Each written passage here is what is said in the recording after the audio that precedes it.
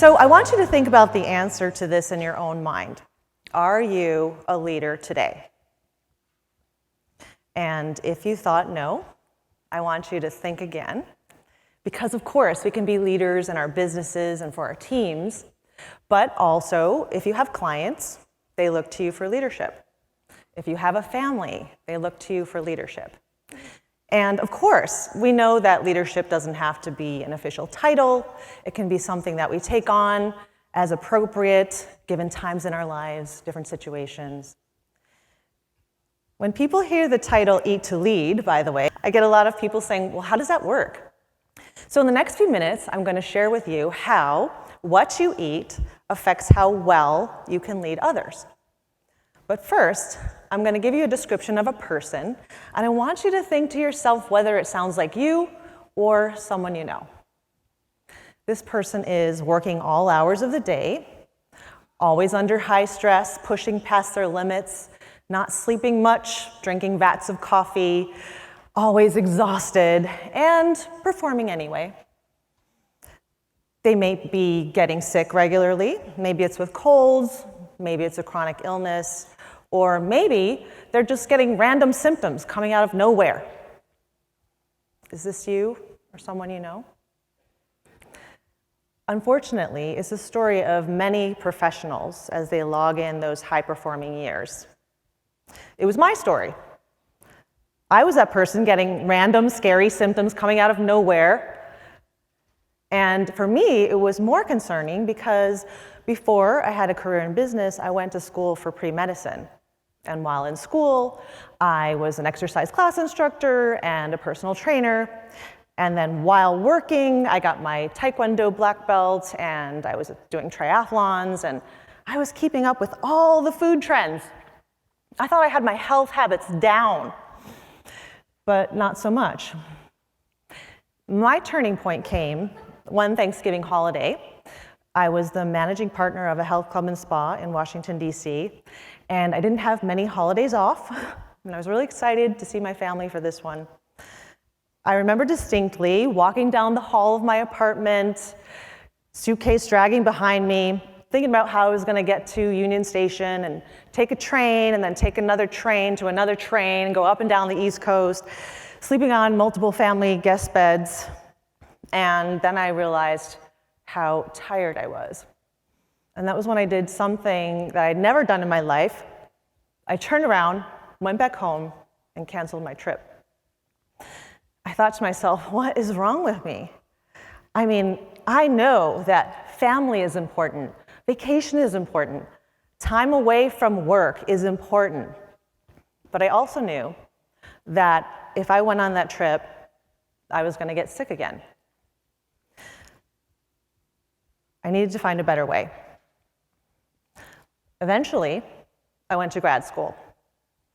It was right around the time that science was discovering that our genes play a lot smaller role in our health than we thought. Our lifestyle plays a much bigger role in our health. And as I was studying nutrition, I was finding that the way we're being taught to eat by the media is not for health. It's definitely not for optimal performance. And when I say media, I mean news, but I also mean social media, and I mean TV and movies and books. What we're getting from them at best is a small piece of a bigger picture. And at worst, we're getting misinformation. Now, marketing will tell us that, the proper nutrition will get you six-pack abs or help you get into that bathing suit. And that may or may not be interesting to you right now. Marketing will also address health, but it's making hypochondriacs out of all of us. What you really need to know is that proper nutrition will help you to have optimal performance. It affects how you lead your businesses and your teams, and it can give your brain a cutting edge, a serious edge. So, when you eat, you have to think about what it is you're putting into your mouth because it goes to your brain. I'm going to give you a little example here. Our brain uses 20% of the calories that we use. So, that's a lot, actually, if you think about it, because your head weighs about 10 pounds. And that's a lot less than 20% of your body weight. So relatively speaking, your brain uses a lot of energy. Have you ever been sitting at the desk all day making decisions or being creative, and then after the day is over, you feel so exhausted? Well, that's your brain using energy. And we also know that the 5 most energy-consuming activities of the brain are understanding information, memorizing information, recalling information, making decisions, and inhibiting, not doing what your first inclination is. And if you're in a leadership role, you're doing things like this all the time. We also know that our brain works best when it's fed and rested. Yep, just like the body.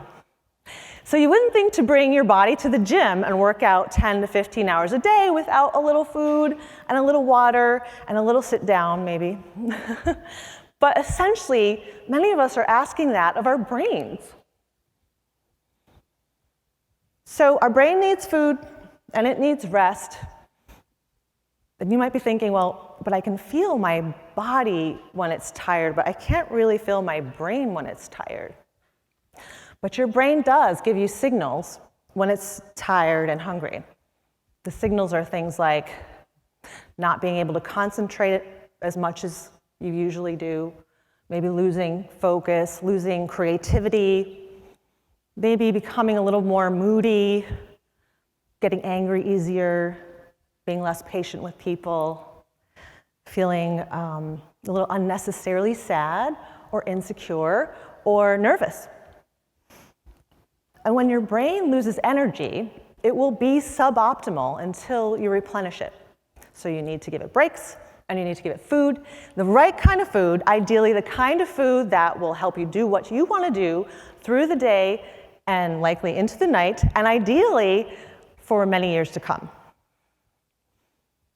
And people ask me, well, but isn't the science of nutrition going so fast that we can't keep up? And I say, no, actually it's not. The science of nutrition is like the science of everything else. It's evolving. So there are fundamentals that we know, that we've known for decades. And they are the cornerstones on which we build our investigations, our studies. And as we investigate more, we learn more. So science of nutrition, like all science, is evolutionary, not revolutionary. But marketing would have you think otherwise. Marketing wants you to think that everything you knew about nutrition is wrong, and so you have to start back at square one. They do that because they have to get your eyes to the page so people can get paid. But there are some extremely exciting breakthroughs in nutrition today that I want to share with you, just a few, because they're motivating. They're so exciting. And they came from the fundamentals, though, that we knew before, that we're building on. One of the most exciting that I find is that we now know that with the right food and the right lifestyle, our DNA can be up to 15 years younger than our chronological age. Think about that. That is profound. DNA is the blueprint that your cells use to replicate all the cells of your body and brain.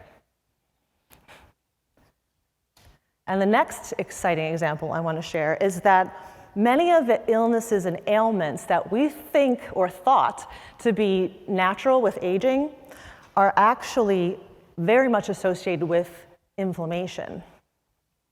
And we know that we can avoid inflammation, we could keep it tamped down at the very least if we have the right diet and the right lifestyle.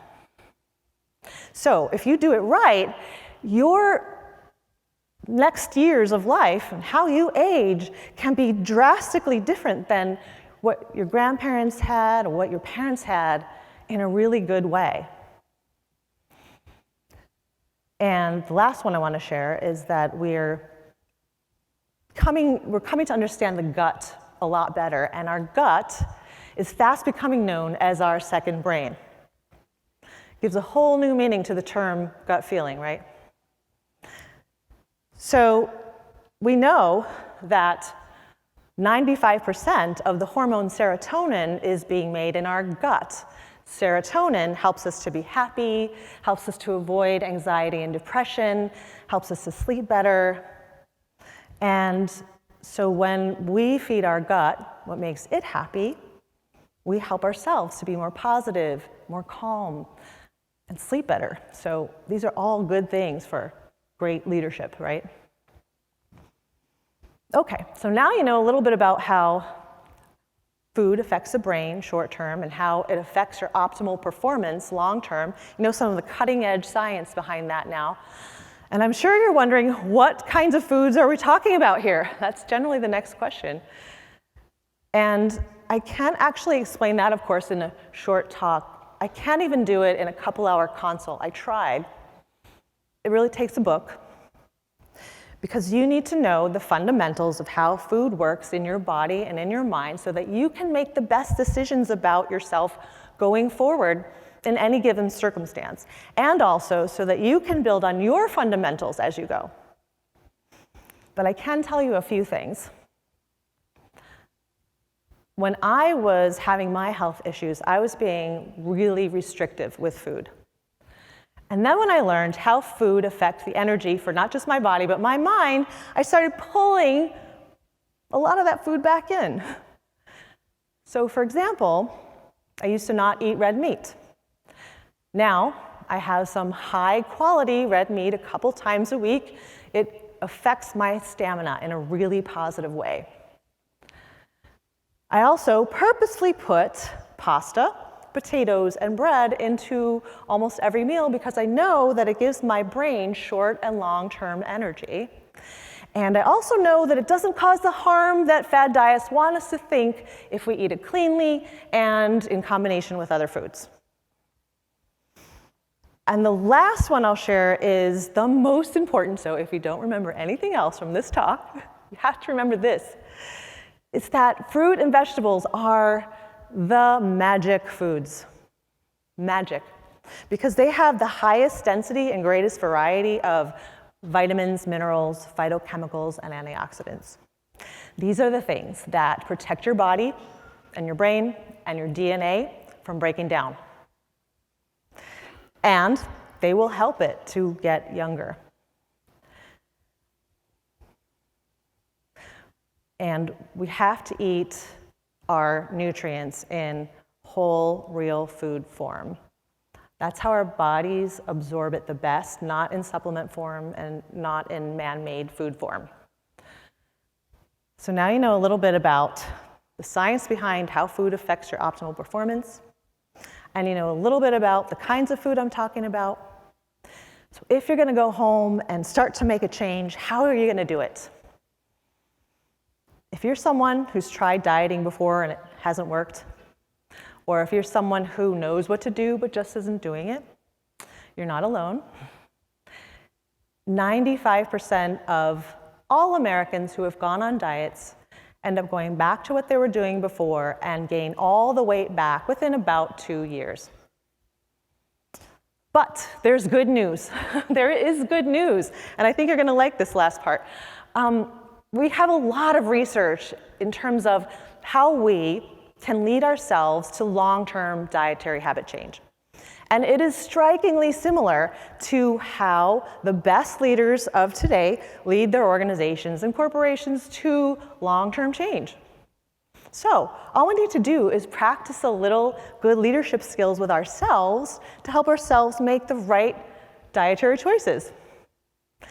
So in closing, I'm going to give you a few examples of how that works. We know that the leaders of the fastest growing companies today are agile and flexible. They're not afraid of failure. In fact, they welcome it because they learn from it. Imagine if we did that for ourselves. If we made a mistake or failed in a diet, we took note of it, we made a change, we kept moving toward the goal. Imagine how much more relaxed, less stressed, more joy there would be in shifting your diet. Another example is we know that the best leaders know how to listen to their teams. We also know that they know how to listen to their intuition, and they can put the two together and balance them out when it comes time to making important decisions. We need to know how to listen to our bodies and our guts because they will tell us whether the food choices we're making are good. And by the way, when you practice listening to your gut reactions, you get better at hearing what it has to say about other things in life. And the last example I'll give is that we know that really good leaders help their teams to keep the big why top of mind. Big why, the purpose, the mission statement, the vision. And done right, the big why serves as a North Star. It helps people to consistently make decisions that are in line with the company values. So when we keep our big why top of mind, when making food decisions, it helps us to make decisions that are in line with our values. The most popular big whys I hear from people are that they want a strong body and a sharp mind far into the future for their families. And they want to enjoy all that life has to offer all the way to the end. And you can have that. So these are some examples of how you can use good leadership skills on yourself to make good food choices. And I'm going to challenge you to go home today and for the next week, see how many other examples you can find. Be a good leader to yourself. Take your own leadership. Now to close, I'm going to go back to my story from the beginning. At this point in time, I haven't been sick in years. I'm confident that my DNA is at least 15 years younger than my chronological age. And I use food as a big part of how I get my power and energy and stamina and focus for excellence. Now, you can put anything into your body and feed your brain anything and keep going, really. Or you can gain a high-performance edge with healthy food habits. And that is how we eat to lead.